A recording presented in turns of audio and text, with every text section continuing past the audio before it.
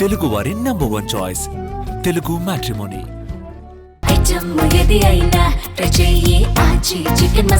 ఆచి chicken masala. Police కస్టడీకి ప్రశ్న రావణ్. అసలు కథ ఇప్పుడే మొదలైందా?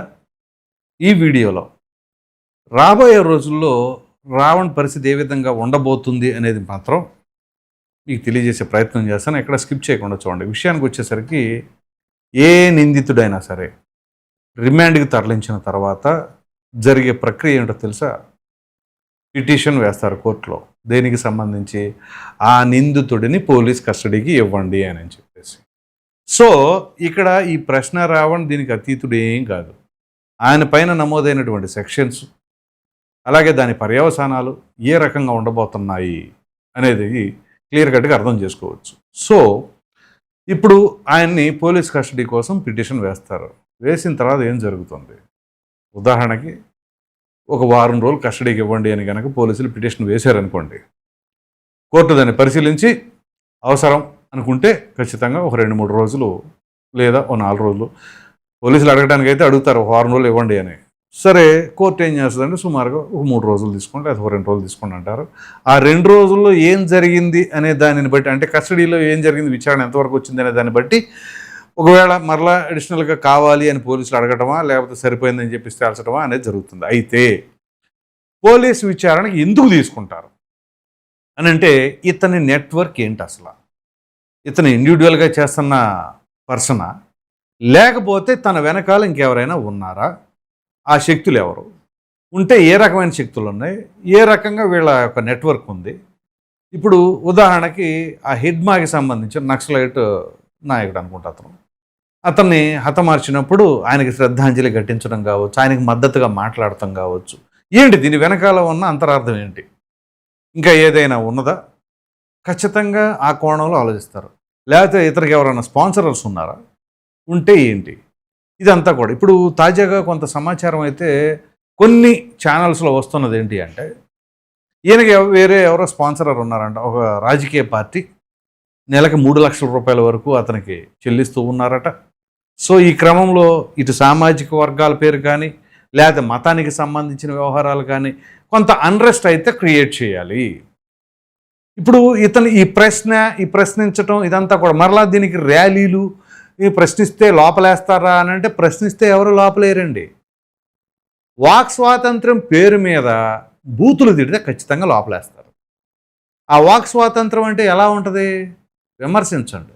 చాలామంది జర్నలిస్టులు ఉన్నారు, అనేక రకాలైన సమస్యలు ఉన్నాయి, వాటిపైన విమర్శించడమే కాదు ఎండగడతా ఉంటారు చాలా గట్టిగా. అలా ఎండగడితే ఏ ఒక్కరిని లోపలేలేదే. కానీ ఇతన్ని ఇప్పుడు ఎందుకు లోపలేశారు అని అంటే, ఇతను మాట్లాడిన పదజాలం అలాంటిది. వ్యక్తిత్వ హననం, వ్యక్తిగత దూషణ. అదేమిటి అంటే, నా అభిమాన నాయకుడు, నా అభిమాన హీరో అని చెప్పేసి అనుకుంటే ఆ అభిమానం ఎలా ఉంటుంది అనేది జన సైనికులు చూపిస్తున్నారు చూసారా, అదే అభిమానం.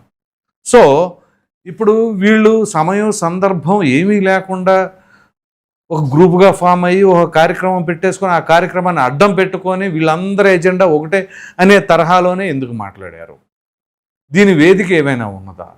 ఇక్కడ కొన్ని శక్తులన్నీ కలిసి ఈ రకంగా ఆట ఆడిస్తున్నాయా? ఆట ఆడిస్తే ఆ ఆడిన వాళ్ళు బలిపశువులుగా మారబోతూ ఉన్నారా? ఇప్పుడు మరి ఆ బలిపశువులు ఎవరు? ఇప్పుడు ఉదాహరణకి మీకు చెప్తాను చిన్న ఎగ్జాంపుల్. బోరిగడ్డ అనిల్ ఉన్నాడు.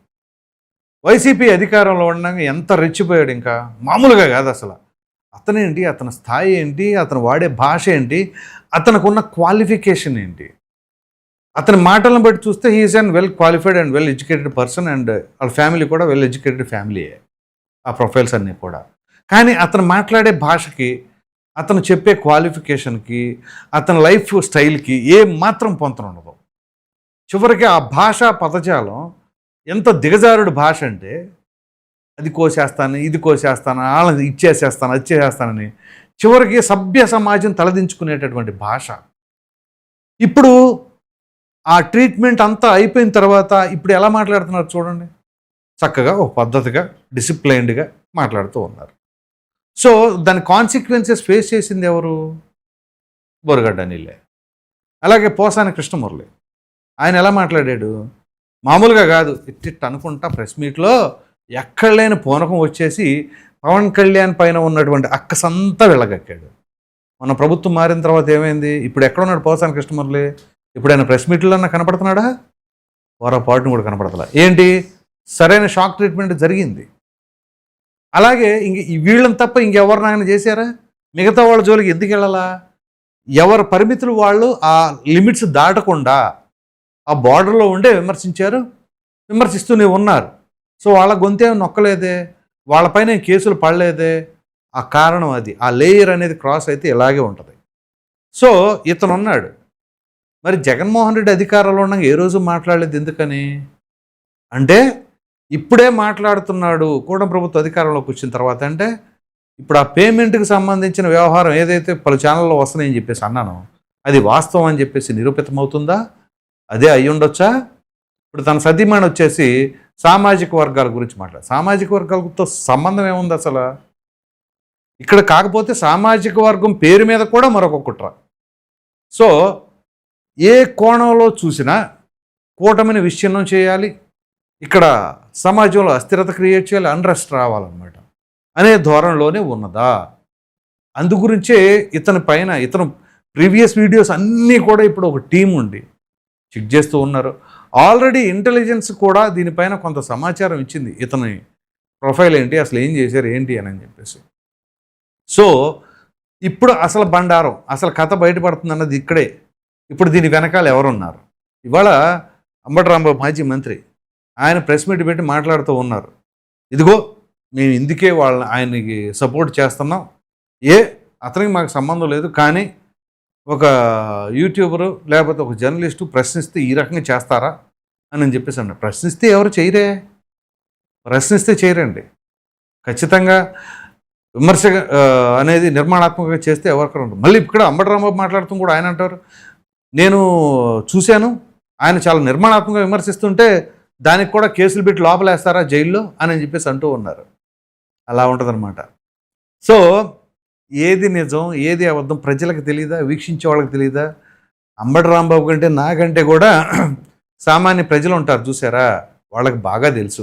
వాళ్ళు కామెంట్ చేసిన కామెంట్స్ చదవండి రాంబాబు గారు. ఒకసారి ఆ ప్రజలు పెట్టిన కామెంట్స్ చదివితే ఇతని గురించి ఆ క్లారిటీ వస్తుంది. అంతెందుకు జడా శ్రవణ్ ఈయన కేసులు వాదించి ఆయనే నేను చూడలేదు, అంతకుముందు ఏదో నక్సలైట్ల గురించి సపోర్టివ్గా మాట్లాడాడంట అని చెప్పి అంటే ఆయనే చూడాలి ఆ వీడియోలో. ప్రజలు చూశారు అవన్నీ కూడా, ప్రజలే పెడుతున్నారు కామెంట్లు అక్కడ. చూడండి ఇతని వ్యవహార శైలి ఎలా ఉంది. ఇతను అసలు నాకు ఇండియా అంటే ఇష్టం లేదు, నాకు దేశభక్తి లేదు అని చెప్పేసి అనటం కావచ్చు. అలాగే పలు సందర్భాల్లో కొన్ని సంఘ విద్రోహ శక్తులకి మద్దతుగా మాట్లాడటం కావచ్చు. ఇట్లాంటివన్నీ కూడా ఉన్నాయి అని చెప్పేసి సామాన్య ప్రజలు చాలా దగ్గరగా చూశారు. మరి ఆయన కేసులు వాదిస్తున్న జడా శ్రావణ్ కుమారే సరిగ్గా చూడకపోతే నేను చూడలేదు నాకు తెలియదు అంటున్నాడు. చూడాలి ముందు. మరి కేసులు వాదించే ముందు నిజంగా నేను మాట్లాడా లేదా అవి చూడకుండా కేసులు ఎలా వాదించేస్తారు? ఇప్పుడు ఆ పోలీస్ కస్టడీకి తీసుకున్నారనుకోండి, దాన్ని కూడా తప్పంటారా? నిరూపించుకోండి. మావాడు జెన్యూన్ అని చెప్పేసి నిరూపించుకోండి. అంతకంటే ఏముంటుంది? ఇప్పుడు ఆ వీడియోలు ఎక్కడికి పోయాయి కాదు, మొత్తం తీస్తారు. తీసిన తర్వాత ఇదిగో మాట్లాడింది ఇది తప్ప కాదా? అది నిర్మాణాత్మకమైన విమర్శ లేకపోతే ద్వేషమా లేకపోతే అక్కసా అసూయ? ఒక రకంగా మీకు సంబంధించిన వాళ్ళు మీకు నచ్చిన వాళ్ళ నాయకులను పొగుడుకోండి, ఏదైనా చేసుకోండి, కానీ ఎదుటి వాళ్ళని ఎట్లా ద్వేషిస్తారు? ఇప్పుడు అది ఎలా ఉంటుంది అంటే ఏ సామాజిక వర్గం వాళ్ళు వాళ్ళ సామాజిక వర్గం గొప్పదని చెప్పేసి చెప్పుకోవడం తప్పులేదు, కానీ ఎదుటి సామాజిక వర్గం దూషించడమో లేకపోతే ఆ సామాజిక వర్గాన్ని కించపరిచేలాగా మాట్లాడుతాను ఎంత తప్పో. ఇలాగే వీడియోలు అని చెప్పేసి లేకపోతే యూట్యూబ్లో మనకి ఛాన్స్ ఉందని చెప్పేసి ఎలా పడితే అలా చేసేసారనుకోండి, దాని ప్రతిఫలాలు ఇలాగే ఉంటాయి. విమర్శించండి. కూటమి ప్రభుత్వంలో తప్పులు జరగట్లేదా, పొరపాట్లు జరగట్లేదా, కోకొల్లలుగా ఉండే వాటిని నిలదీయండి, గట్టిగా ప్రశ్నించండి. ఇదిగో మేము అధికారంలోనే ఇలా చేసాం, వీళ్ళు అధికారంలోనే ఏం చేస్తున్నారు అని చెప్పేసి అడగండి. వాళ్ళు ఏం చేస్తున్నారో చూపిస్తారు. ఇప్పుడు ఉదాహరణ సింపుల్ లాజిక్ అండి, డిఎస్సిలో అవకతవకలు జరిగినాయని చెప్పేసి అన్నారు. వైసీపీ వాళ్ళందరూ గట్టిగా ప్రెస్ మీట్లు పెట్టారు, పలు సందర్భాల్లో సమావేశాల్లో మాట్లాడారు. డైరెక్ట్గా ఆ శాఖకు సంబంధించిన మంత్రి నారా లోకేషే ఛాలెంజ్ విసిరారు. ఇదే జగన్మోహన్ రెడ్డి గారి ఇంటికి కోతవేటు దూరంలో. మరి ఆ ఛాలెంజ్ని స్వీకరించారా? విమర్శించారు కదా, తప్పులు జరిగినాయి అన్నారు కదా, రావచ్చు కదా ఓపెన్ డిబేట్కి, ఇదిగో ఇది పరిస్థితి ఇదిగో ఇక్కడ చేశారు అని చెప్పేసి అని. మరి అవేమీ చేయకుండా ఈ రకంగా మాట్లాడితే దానికి ప్రతిఫలం ఏంటి? కాబట్టి ఒక విమర్శ చేసేటప్పుడు ఖచ్చితంగా నిర్మాణాత్మకంగా ఉండాలి, సరైన సాక్ష్యాధారాలు ఉండాలి. అవేమీ లేకుండా ఏదో గుడ్డగాల్చి ముఖాన్ని వేసేద్దాం అన్నట్టుగా మాట్లాడు, లేకపోతే మనసులో ద్వేషాన్ని నింపుకొని పవన్ కళ్యాణ్ నీ నోట్లో అని గ్యాప్ ఇయటం, మరలా దానికి మళ్ళీ యాటిట్యూడ్ మధ్యలో ఇట్లా అనుకుంటా, దానివల్ల ఏమవుతుంది? ఇప్పుడు అనుకోవాలి లోపల కూర్చొని, ఇక ఖాళీయే కదా పొద్దున్న సాయంత్రం దాకా కూర్చొని శుభ్రంగా మేసం మేలేసుకోవటమో, లేకపోతే ఇంకో కొత్త యాటిట్యూడ్ ప్రాక్టీస్ చేసుకోవటమో, ఇలాంటివి చేసుకోవాలి అని చెప్పేసి సామాన్యులు సైతం అభిప్రాయపడుతూ ఉంటారు.